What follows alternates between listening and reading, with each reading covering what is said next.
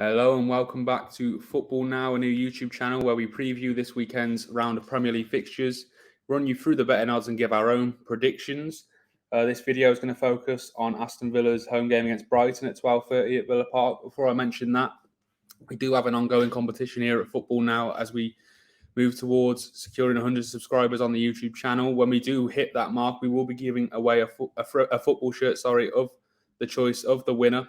All you got to do is subscribe to the channel, like it says there, leave a comment on this video and all the other videos we've done and that we will be doing until we do hit that 100 mark, and one lucky winner will be selected to win a football shirt of their choice. So get involved. The more likely you are to win, the more involved you are. So, like I said, this video, will focus on Aston Villa versus Brighton at 12:30 Saturday, the early kickoff. Connor, it's a bit of a worry for the bettors out there. The early kickoff is always a dubious one, but do you want to run us through the betting odds? Well, it is always a dubious one. I think this one's quite a difficult one. And you see there, the bookmakers cannot split them at all. Aston Villa 13-8, Brighton 13-8 as well. And it is a difficult one because I think Aston Villa have been a bit up and down, but when they've lost this season, it's been quite bad. They were really disappointed to lose in Europe 3-2 to Legia Warsaw. They lost to Everton at home in the Cup as well.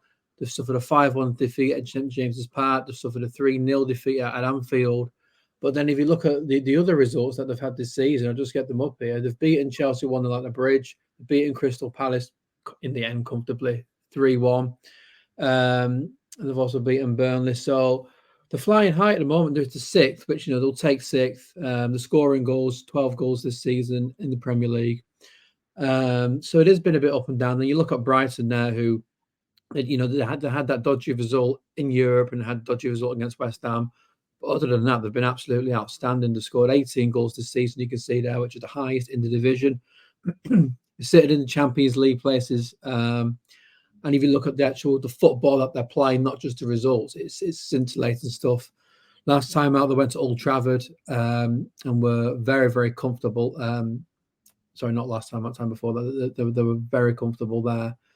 And it just shows you that Brighton can go to these places now. They're just not overawed. They expect to be able to play how they want to do, how Robert De Zerbi wants them to play. So it's a really difficult game to predict. I think if there is one surety that you can expect goals, both of these teams have been scoring goals for fun. They've scored 30 goals between them in just 12 Premier League games, which is incredible. But I think in terms of calling an outright winner, I think it's who you pick on the day.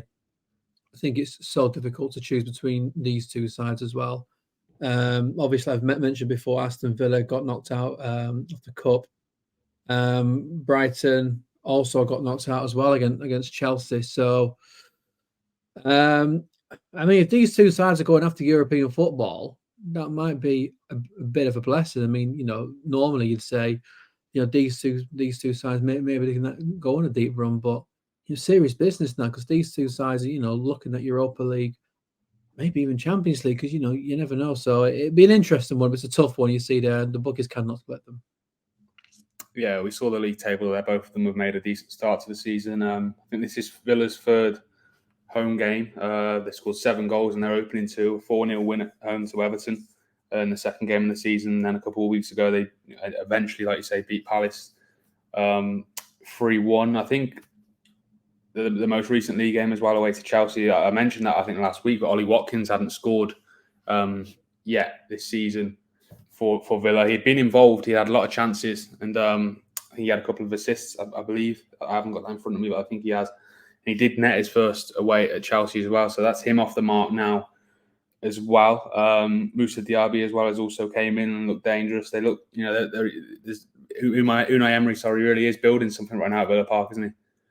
He is, yeah, and just to maybe boy Aston Villa a little bit.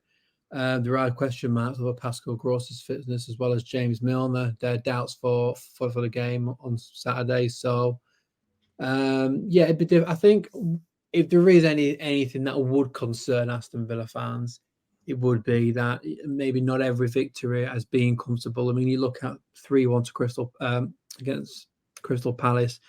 On paper, it looks comfortable, but there were 3 late goals that they had to depend on there.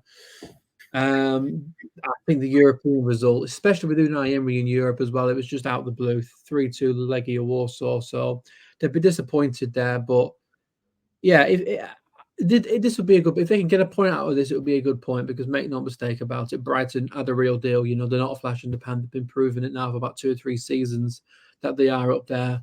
And for Aston Villa fans, it's just building off what Unai did last season. But you know, I mean, we saw the league table before. Brighton are third, Aston Villa are sixth. If those teams can stay in those positions, both sets of fans would be happy with that. And this should be a good game because of the confidence both sides have. I would expect both sides to be going for the win as well. I don't think any team will be satisfied with the point. I think if it's 1-1 in the 85th minute, I think you're going to see both teams trying to get that winning goal. Yeah, mentioning the form of Brighton as well. They've won their last 3 league games at least by 3 goals to 1. Obviously, Bournemouth last time out, and they went 1-0 down in that game. But Matoma grabs a couple as well as an own goal. I think eventually gave them that 3-1 win. I think they suffered shock as well in their opening European game, didn't they too? So there's been a bit of a. They did, yeah. It was a bit of a smash. Well, no, it'd be unfair actually to say it was a smash and grab. It was a game where Brighton, at the end, they were really pushing for a winner, and then they just got caught on the counter.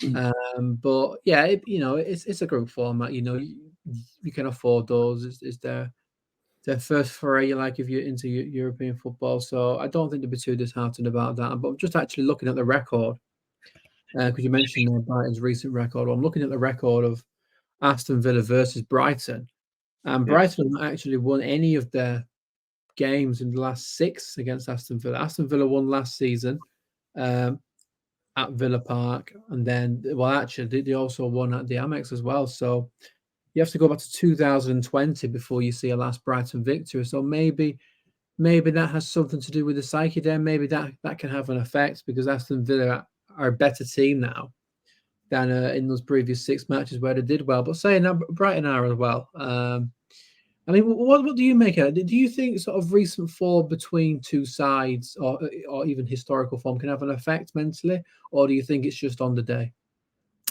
I think there's certainly an element to it. I'm a Liverpool fan, and I remember there was a time in the first years under Jurgen Klopp, we just could not seem to beat United away from home at Old Trafford, even when we were at our peak. Obviously, we've smashed through that now. We've won there a couple of times since, but you did get the sense that there's almost like a mental block, in play, and it can impact the way the result turns out. But I guess that's down to the leadership, in the squad, and also the manager to drive them through that. I think they're both very positive managers, aren't they? Emery and De Zerbi, experience too. We've mentioned the good form. They've made a good start to the season. I'm sure that they'll both be optimistic, like you say, of getting a decent result this weekend. I'm looking at you mentioned the injuries of Brighton. I know Villa obviously got Buendia and Mings out long term with knee injuries.